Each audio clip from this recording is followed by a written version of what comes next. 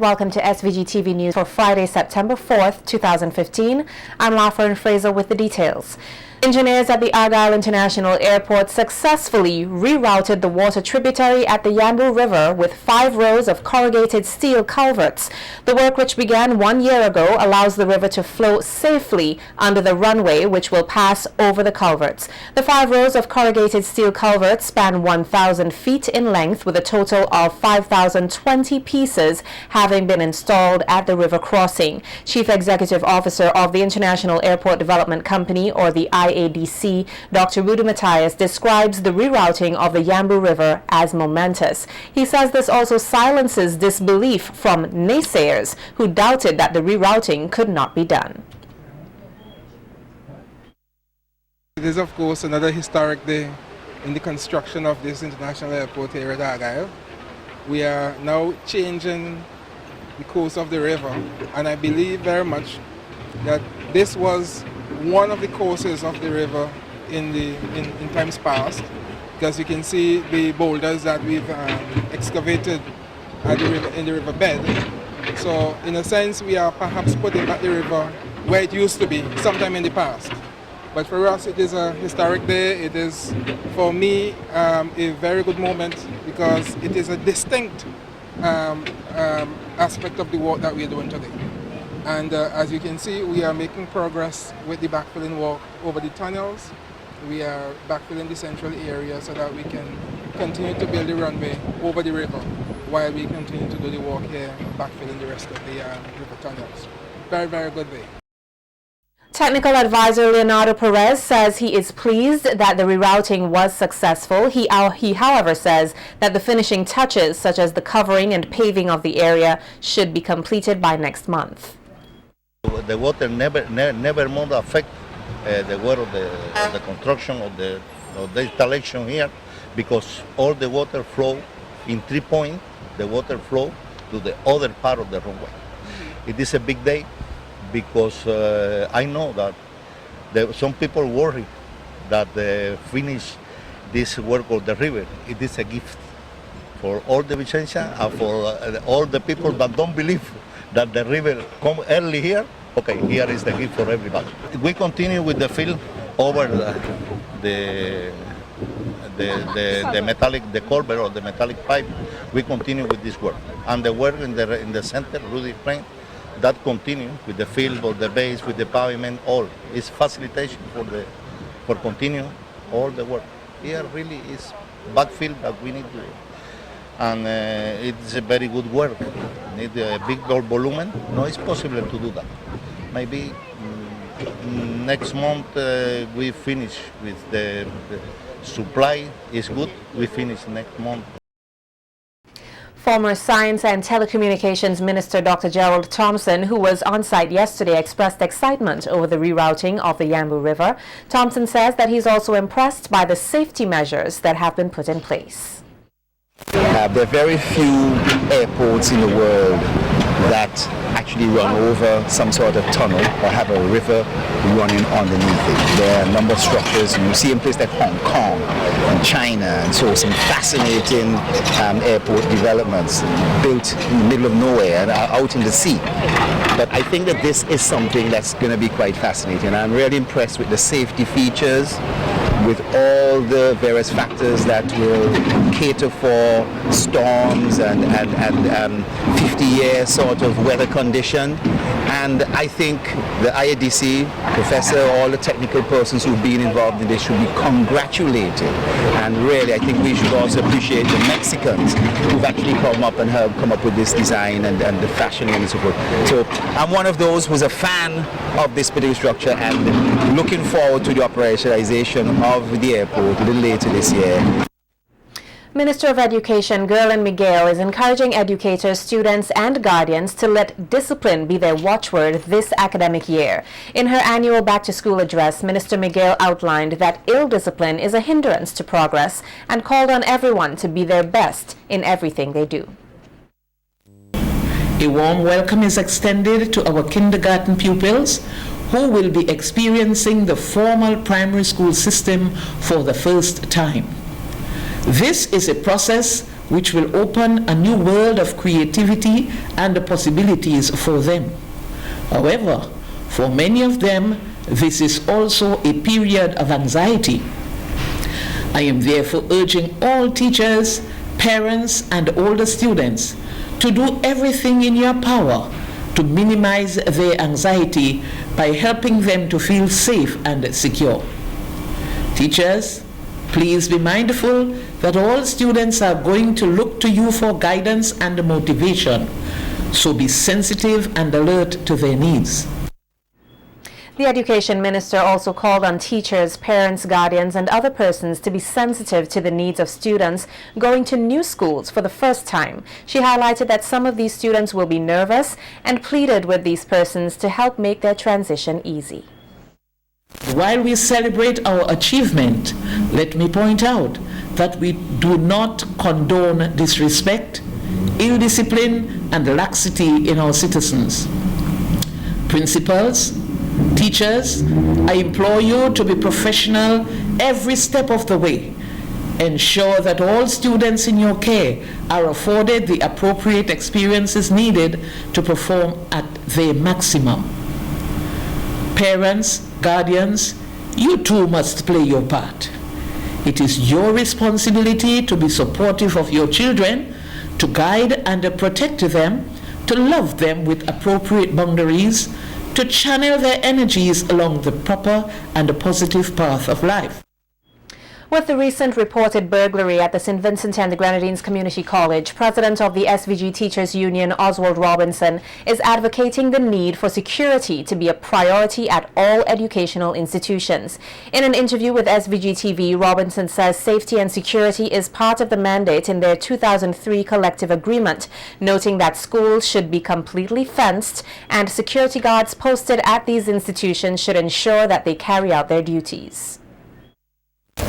As a matter of fact, there was a schedule of undertaking that was a part of the appendix of that collective agreement, because we realized the state would not have had the resources to fence all schools within the life of the collective agreement. The life of the collective agreement is normally 2 years. And since 2003, we have asked that all schools be fenced. But there are people sometimes in the communities who would vandalize the fencing, and the state has a challenge to maintain and to repair. So we need a special program in place to ensure that schools are properly fenced, and you have security guards who are serious, people who would do their jobs and don't just go there at a certain time and leave and go back to their homes. People are taking these things for granted. The Teachers Union president also condemned those who vandalize and burglarize educational facilities. He says they're not only robbing students of materials, but of the opportunity to have a quality education. You want to enter a school in your community, and some of these people are persons who would have passed to these schools also. So why would you want to deprive other students in your community of the right to enjoy a facility that is safe, so that they can be at ease, at peace to learn and realize their fullest potential? So the matter of security and safety, those are matters that the Teachers Union would have spoken to for years. The St. Vincent Gateway University is this country's newest educational institution. The non-profit private Christian university was launched earlier today at the French's House, and according to President of the university, Dr. Hyacinth Byron Cox, the main aim of the institution is to provide quality Christian education at an affordable price.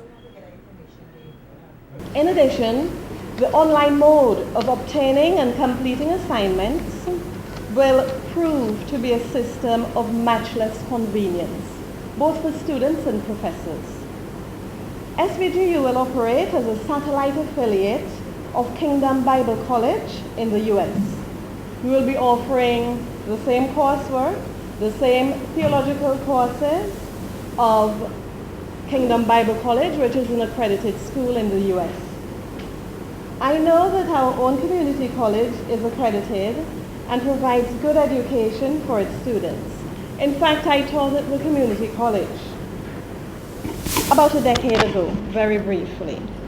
However, I wanted to present an alternative, a Christ-centered alternative with religious coursework as part of the curriculum. Our vision is for educational empowerment for an evolving world. Byron Cox says the St. Vincent Gateway University is well equipped to provide Vincentians with a vast amount of knowledge to further make them very competitive global citizens. I am convinced that the world has some of its brightest people on this land. It is why we created this brainchild of a university, by the people and for the people of St. Vincent and the Grenadines. It is a venture designed for us to undertake together. We have potential global leaders among us, and I believe this university will become a critical aspect of nation building as a spirit-filled undertaking.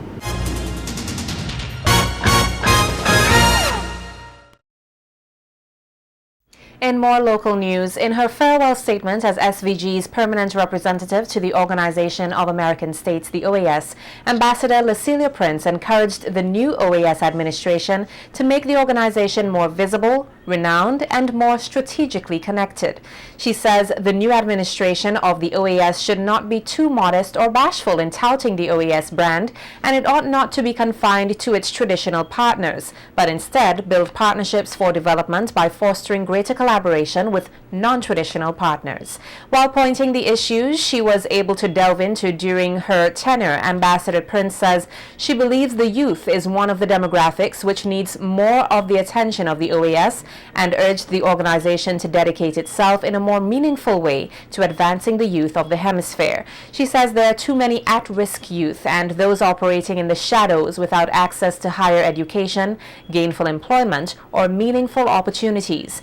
Ambassador went on to thank the Secretary General and Assistant Secretary for their support during her tenure. She also thanked Prime Minister Dr. Ralph Gonsalves and his government for the confidence which they placed in her, as well as her family.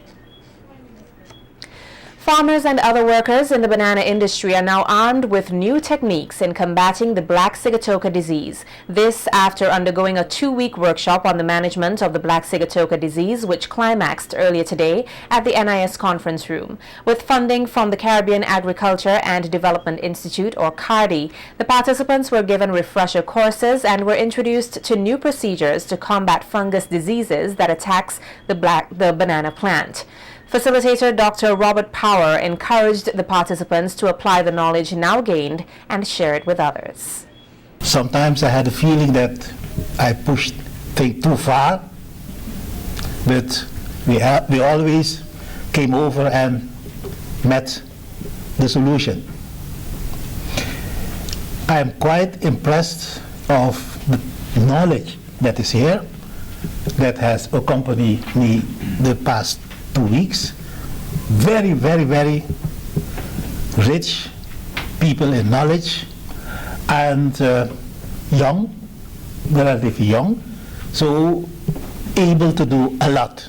And I'm sure that all those things, or maybe 80 at least %, we can apply under our conditions here. Head of the Banana Services Unit, or the BSU, Sylvester Vanloo, says the training acquired will be implemented as part of the national strategy to tackle the black sigatoka disease. I can see that most of them would have been awarded with new technology. Some of the technology that we were exposed to would actually be incorporated in the BSU program, that's the Banana program for 2016, in terms of black sigatoka management. I know too the guys from the Extension Division were not really exposed to this type of banana technology before,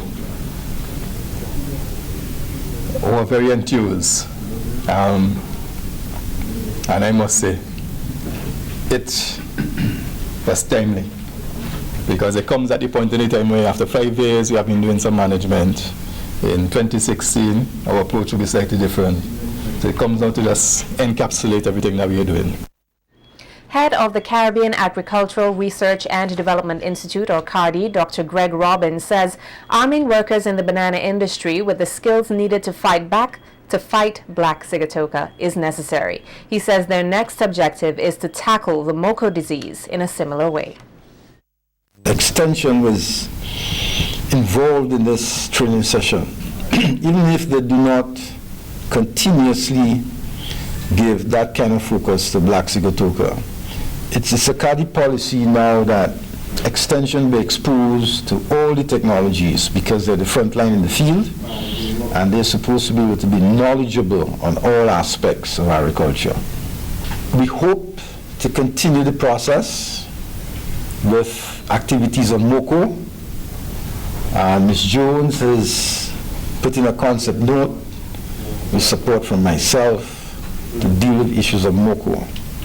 So hopefully we will get that through the process and get the required funding to implement a similar exercise in MOCO.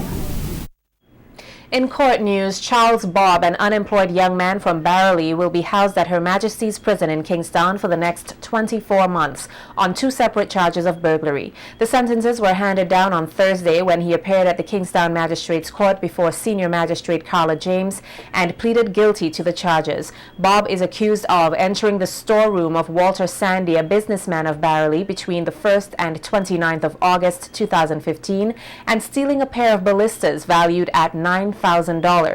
Also entering the storeroom of Shirla James between the 28th and 29th of August 2015 and depriving her of 1 grinder valued at $1,200. Police reports indicated that some other items were stolen in Kingstown, Redemption Shops and Green Hill. He was intercepted with some of the items at Connery by the police while he was attempting to sell them to persons there.